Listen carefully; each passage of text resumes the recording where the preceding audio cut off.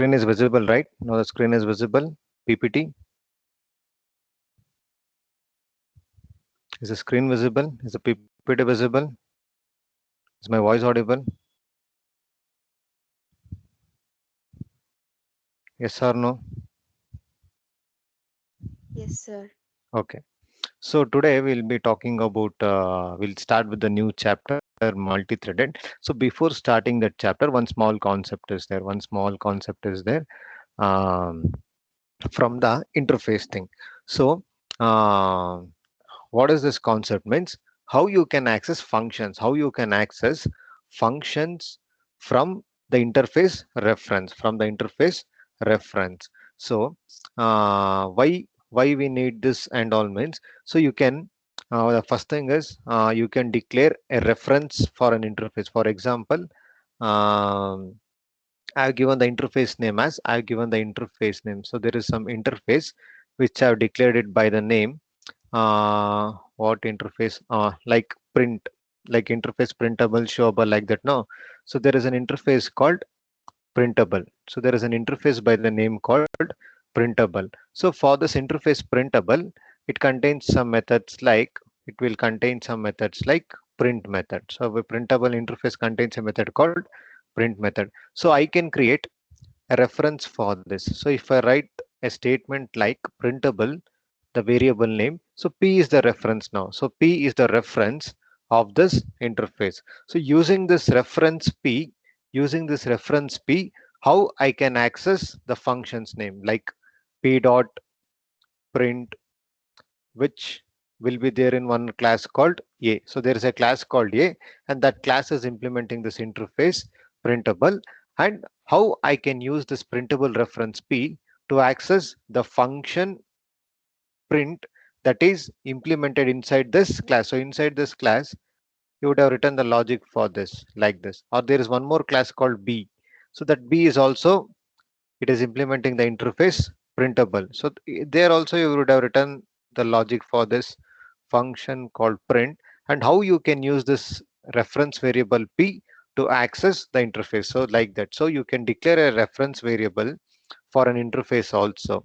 So once that is done, you can access the function which is present inside that interface by using this reference. So so this is one of the important. So this is one of the key features of the interfaces. So the method which has to be executed will be looked up dynamically at the runtime, and also the calling code can also be dispatched through the interface without having the knowledge about anything about the calling. So so this is the usage. So this is the usage of accessing the functions through interface references. So programmatically we will see how this works programmatically. So first thing is I will just declare a function. So already I've created a function called first I'll write an interface. So for this interface I'll write one function called print function. So I've written one function called print function. So all these things I'll just so now now what I will do. So our concept is how we can access the functions by using the interface references. That is accessing the implementations of the functions through reference interfaces. So for this, I will write two classes. One class called A, which will use the interface by using implements printable. So now class A is implementing the printable interface. So public, I should make the function as public void print. So I will write it as, I'll just write some message as system dot out dot print ln. So this is inside class A. This is inside class A. I'll just, this is inside class A. Some random message, that's all. Okay. Then I'll write one more class. I'll write one more class. I'll write one more class called B. This class I'll name it as B, and I'll call it as This is inside class B. So there are two classes. So there are uh, okay. There were two classes. The slideshow. Okay. So what I've done, I've created an interface called printable. There was one function. So I created an interface called printable, and I created two classes. Class A, which contained the implementation of print function, which contained the implementation of print function. Class B, which contained the implementation of print function. So now inside the main function. So now I will create one demo class. I will create one demo class. So inside the demo class, I'll create the main function. So inside the main function, I will create the reference. I'll create the reference of that interface by this name. So interface name is printable P. So now using this P, I will access the print function of A class. I'll Sir, access repeat. print. Okay. I'll Sir, the screen is a bit lagging. Okay, I'll just explain now. I'll just explain now. Okay. So what I've done means, see here, we're talking about how we can access the implementation of a function through interfaces. So for that, what I did, I created one interface by the name printable. So for this one function is there, some function is given by the print function. So now after that, see here objective is to access the function names by the reference of interface. So here this is just a P is just a name. So it can be anything. You can give any valid name for this. I've just given it as P. So P is the reference here, reference of an interface which goes by the name printable. So using this P, I should be able to access print function. So for this, I created two classes, class A, class A, which is making use of this interface called printable, which is making use of this interface called printable. So since it is implementing this printable interface, it is giving the logic. It is writing the logic for the print function. It is writing the logic for the print function. Similarly, class B also. Similarly, class B, it is also making use of this interface, and it is giving the logic. It is giving the logic for print function. So in simple, we have two classes A and B, which and one interface called printable. So class A and B, they are using this interface printable, and they are implementing their own version of print function, their own version of print function. So now I'll create one more class called demo class. I'll just create one class called demo class. Inside the main function of this demo class, I will declare the reference. First, I'll declare the interface reference. So first I'll write the printable reference given by P. By using this P, by using this P, I will be accessing the print function of A class, print function of B class. So this is how I'm going to access the implementation through interface references. So now what I will do, means uh, first I will declare um, first I will declare the interface reference. So that I will just go to the code. We'll just go to the code. So the three things has been done so far. An interface called printable is created, a class called A is created, and a class called B is created, and the implementation details of print function is being provided in both the classes. Now, how can we access? The print functions? So for that,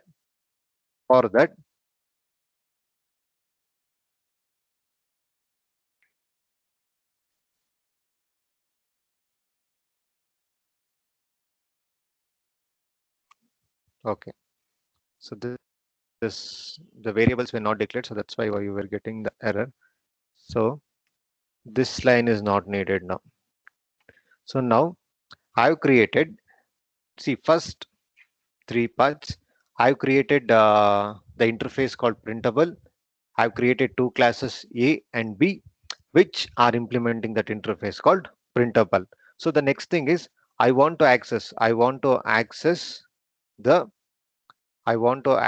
the uh, functions that are present inside that class. So for that I will create a reference printable P.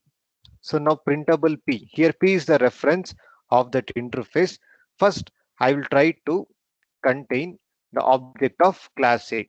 So I'll first write like this P printable P, which will contain the object of class A. So printable P now can access uh, the class A method called print.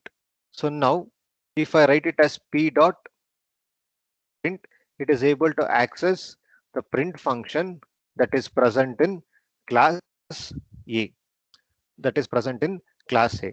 And now I want to access the print function that is present in class B. So for that, first I'll create the object of class B. First I'll create the object of class B. I'll create the object of class B. Then I will assign that object. I will assign that object to P. P is equal to B. Then I'll call P dot print. Let us simplify it further. So first I'll just declare here. This will be better, I think. Hmm. This will be better then.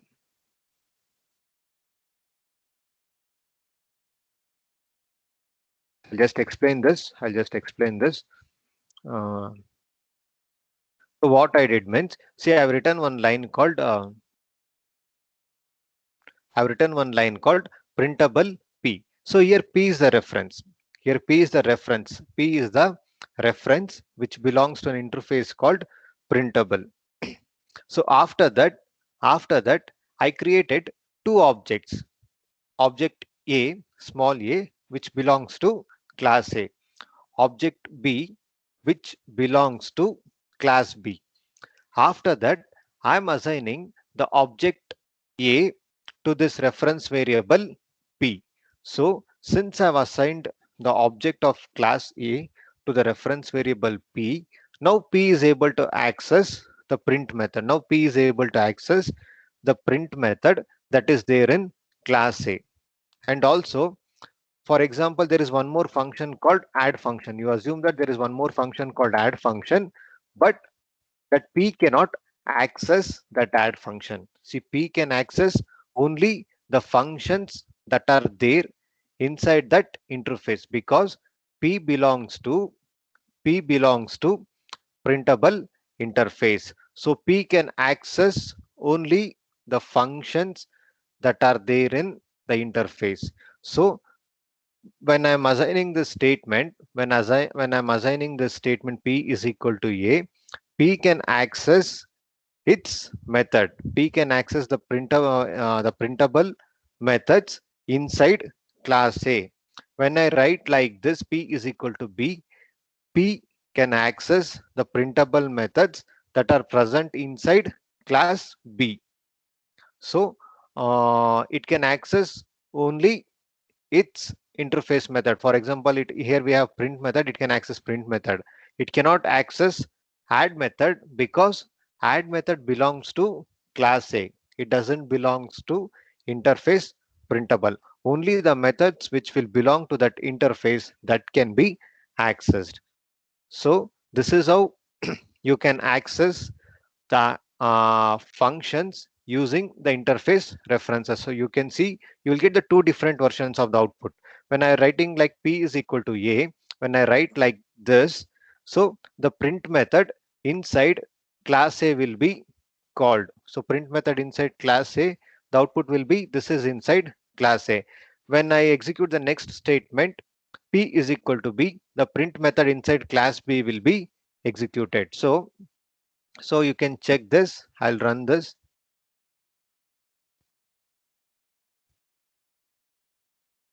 Okay, so you can see two different outputs. This is inside class A. for the first time when you are calling this function p dot print. So this is inside class A. So next time you are calling this function p dot print, it is executing the print function which belongs to class B. So this is the actual this is the how you are doing. So um, here you can check here you can check one thing. So which version of print is being executed? Here we have two versions of print. One one version of print belongs to class B, and another version of print belongs to class A. So we have two versions of print. We have two versions of print here. One version of print belongs to class A, and another version of print belongs to class B.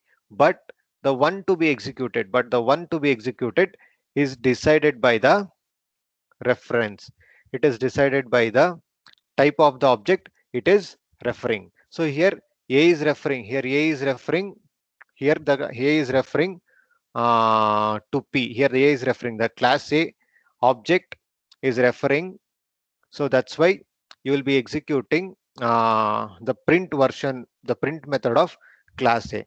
The next time, the next time you're referring to the class B object. The P is referring to the class B object. So in that scenario, the print function of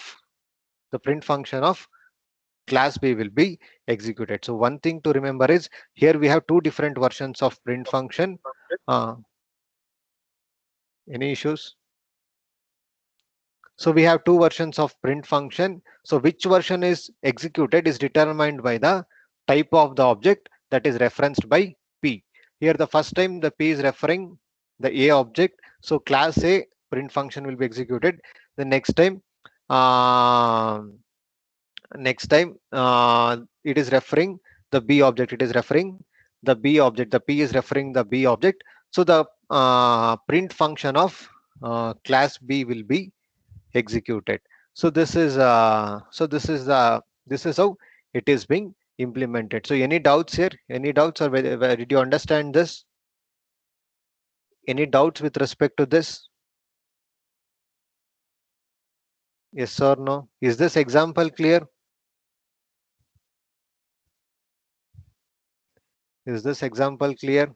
So what we did, um, in simple, we created we created an interface called printable. We created two classes A and B, which was making use of this interface called printable. Then I created an objects of A. I created object of class A, object of class B, and the reference P. Then I assigned P is equal to A. The object A was assigned to reference. I called P dot print. Then similarly, I assigned the class P object and I called it as P dot print. So that's all. So this is how I was able to uh, I was able to call the two different implementations by using the interface references. Any doubts? Did you understand this concept? Yes or no? Any doubts here? Any doubts? Did you understand this? Did you understand? Yes or not?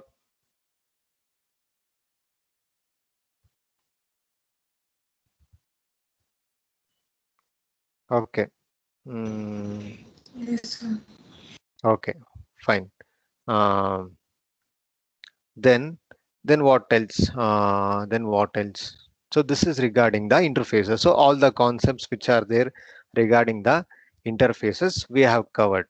So now next thing will be multi-threaded programming. So next will be like the multi-threaded programming. So here what you will learn in this module. So here what you will learn in this module means how to create threads. How to create threads in Java. So we have two kinds of threads. Like we have two methods for creating the threads. So that you will learn. And apart from that, some concepts like synchronization. So the one which you have studied in operating system. So you will study that also. And the thread states, the states of the thread, the priorities for the thread, how you can change the priorities for the thread. So few concepts related to the operating system will also come here, and you can create the threads. So here the creation of thread can take place in two different formats, okay, in Java.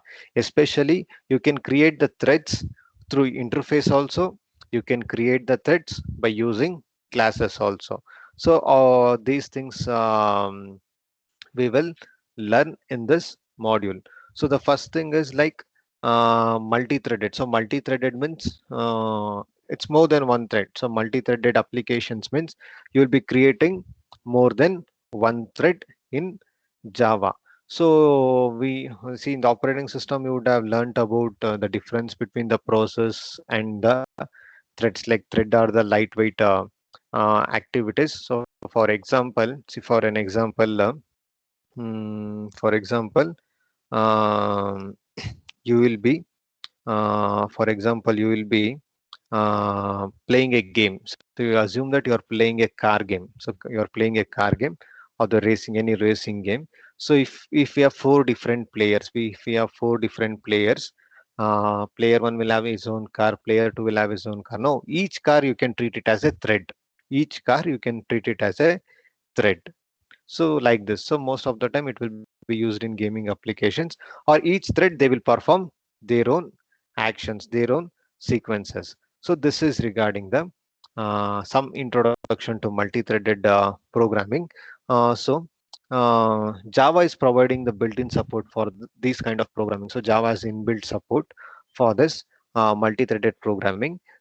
See, this multi-threaded program will contain multiple paths. So the multi-threaded programming contains two or more paths which can run concurrently. So each part, so I told you, no, if you take an example of a car game, so if you have four car means each car represents a thread, same way. So multi-threaded program will contain of multiple paths which are running independently, which are running simultaneously, which are running parallelly. So each part of such a program, each part of such a program is called as thread. That means a thread will have a separate path of execution. See, in the car gaming also, uh, the speed of the car one is not determined by the car two. The speed of the car two is not determined by car three. Depends on the individual users. The same way. So multi-threaded programming will contain multiple paths which can run concurrently. Each part of such a program. So each part is called as the thread, and each thread they will have its own path for execution, its own path of uh, execution. So see, multi-threading, it is one form, it's one form of multitasking. So it is one form of multitasking, and also we have two different types, we have two different types of multitasking. One is based on the one kind of multitasking is based on the process, and the other one is based on the thread thing. So what do you mean by process means? So you know that we have two kinds of multitasking. One is based on the process, and the other one is based on the thread. So um, process in the sense a program which is executing. So process in the sense a program which is executing, we'll call it as the um, process. So in process based multitasking, what it will do means it will allow the computer to run multiple programs together. So we have two kinds of multitasking. One is the process based and the other one is thread based. So what is this process based multitasking means?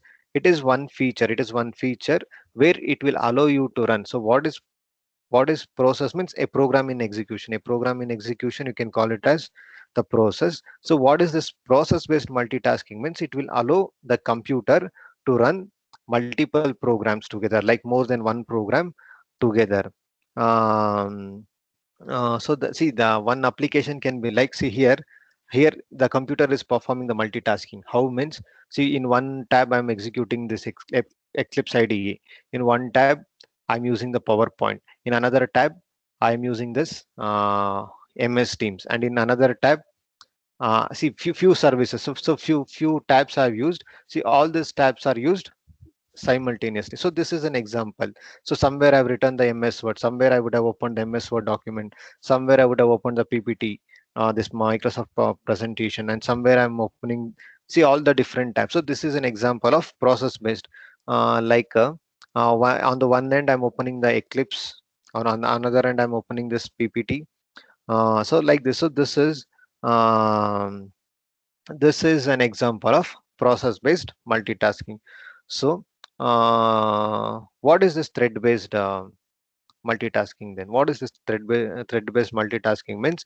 So you know that thread is the smallest units. Thread is the smallest unit of execution. Thread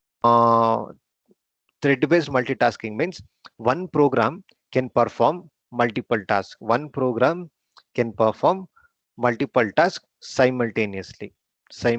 So this is the difference. Process based, a program in execution where you are executing more than one program simultaneously. Eclipse IDE, this PowerPoint presentation, text editor, MS Word, all these documents I would have opened simultaneously.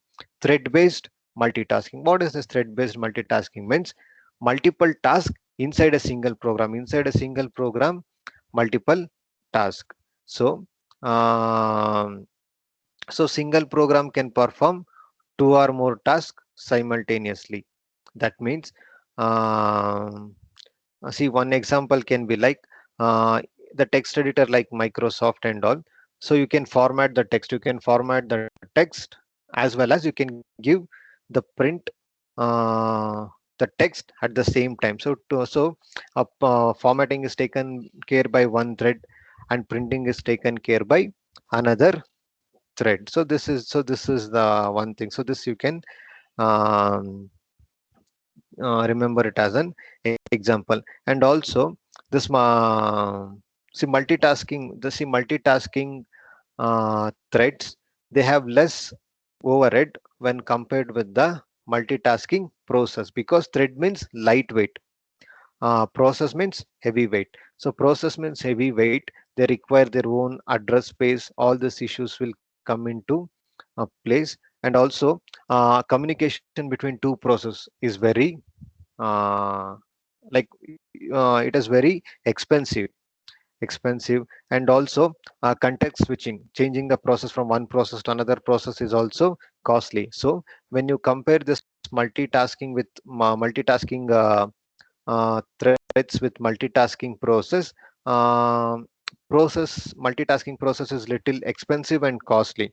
Why? Because process is heavyweight, they require their own address space. And also this inter-process communication is very expensive. The context switching is very expensive. But on the other hand, thread means lightweight. See, thread means it is happening within a process or within a program. For example, uh, process based means we have process P1, P2, P3, P4, like this. All these things are executing simultaneously. But thread based means we have one process. So you assume this process, inside this the thread 1, thread 2, thread 3, like this. So within a process, all the thread activities are taking place. So multi-threading means it is not expensive. Why? Because it will share the address space of process only. See, here this three thread T1, T2, T3, this thread T1, T2, T3, T1, T2, T3, they are sharing the address space of process P1 only. The process P1 address space is being shared by thread T1, T2, T3. And also they are lightweight, so they are sharing the same address. The thread communication between two threads, the two threads can communicate with each other, and it is not expensive. And the context switching between the threads are also uh, cost effective. uh, so so what this multi-threading will help us means, it will help us to make the efficient usage of programs. So by using this multi-threading concept, the programs can make the maximum usage of CPU, by making sure that the CPU will be kept for the CPU will be in idle position for a minimum amount of time. So this is one thing. So these are the some of the points. So these are some of the points you should keep in mind when you're talking about uh, the multitasking which is based on the process, and multitasking which is based on the threads. Okay, so this is regarding the multi-threading thing. So see this Java threaded model and all. So before going to this, first we'll know the Java main thread. So first we should know about this Java main thread. So once we are clear with this main thread, then we can talk about those things. So because this the concept about the threading should be understood, so that we can talk about the thread models, the thread priorities, synchronization, messaging, all this. So before knowing about these things, so it is better we learn about the main thread. So when the program starts, when the program starts, I mean when the Java program starts, the one thread will start its execution. So this thread, we will call it as the main thread. So when the Java programming starts, and when the Java program starts running, one thread will start its execution. One thread will start its execution. So this is usually called the main thread. Why? Because that is the one which is actually starting the program. So because it is the one that is executed when the program starts. So when the Java program starts, one thread will start begin one thread will start its execution. So that thread will call it as the main thread. So now why this main thread is important means, from the main thread itself you can create other threads. So the main thread is important because from the main thread itself you can create other threads. So the main thread is responsible for creating another thread, and the main thread is the one which will uh, stop its execution, or which will finish its execution at the last after completing all the operations. So these are the two reasons why we need main thread. So main thread is needed for two purpose: to create other threads. One is to create other threads, and so this will be the last thread to be completing its execution. So it is the one which will finish its execution at the last, and then it will end. So that's why. Um, we need main thread. And next thing is, the main thread will be executed, or it will be created automatically. The main thread will be created automatically, but you can use the thread object. You can use the thread object to control the main thread. So how you can control means you can give the name, you can change the priority like that. So like that you can control, you can change the name of the main thread. So like that you can control that. So although the main thread will be created automatically, you can control that by using a thread object. um, you can control that. So we have one statement: static thread current thread. So so what it will do, see what it will do means, so this function current thread, so this function current thread, it will return a reference to the thread in which it is called. So we know that main thread will be created automatically. You can create the main thread by using the thread object. By using the thread object, we can control that main thread. So we have one function called current thread function. So using this current thread function, we can get a reference to the thread. We can get a reference to the thread in which it was called. Once the reference is obtained to the main thread, we can use it like the normal thread. So how we can control the main thread means, the first thing is we can use this current thread method. So using this current thread method, we can get a reference for the thread in which it is being called.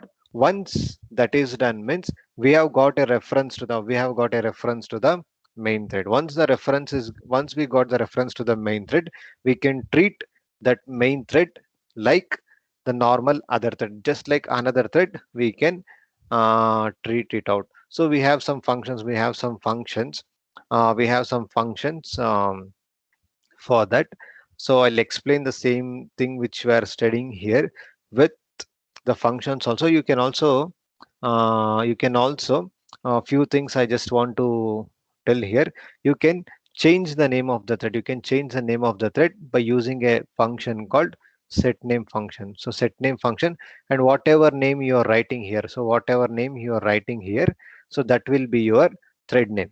So you can use the set name function to change the name of the thread. So you can use that function to change the name.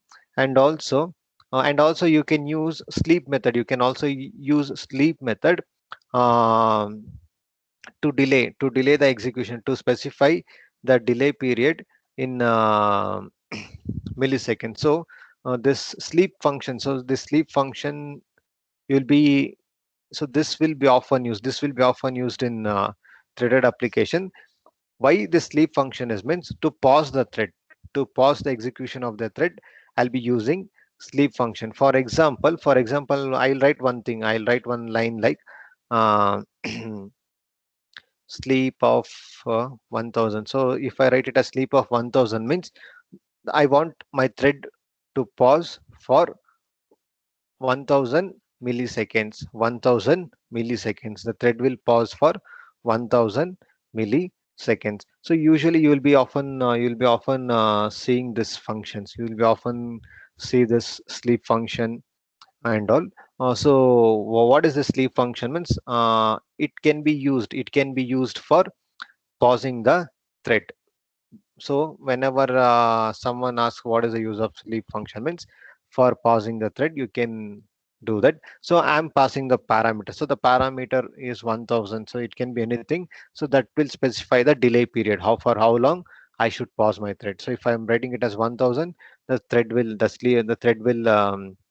sleep for 1000 milliseconds, meaning it will be just paused for 1000 milliseconds. Like this um, you can also use the priority functions. And one more thing is, you can set the priority of the function by using set priority function. You can get the priority of a thread by using get thread. So we have some functions like get priority, to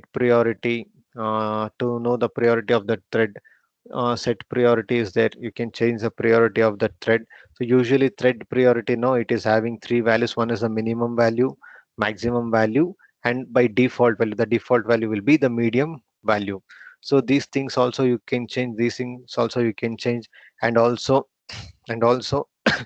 so we have, so these all these things we will see with respect to the programming. So since this is just an introduction to this threading, right? So these things you should know. What is the main thread? What is the usage of main thread? How we can control the main thread? So what is this current thread function? What is the sleep function? How you can change the name of this thread? So all these things are known. Um, the same thing I'll just explain with the program also. The same thing I'll explain with the program in the next class. And also you can get the name of the thread. You can retrieve the name of the thread by using get name function. So in Java, whenever you're using set means you are assigning the name. Whenever you're using the get means you are retrieving the name. So you can remember like that. So using get name and set name. So set name means you are giving the name to the thread, and get name means you are retrieving the name that has been already given. So these are the things which you should know with respect to the main thread. And after this we have creating a thread and all these things we'll check in the next class. So any doubts here? Any doubts with respect to the concepts which we have discussed now? Any doubts?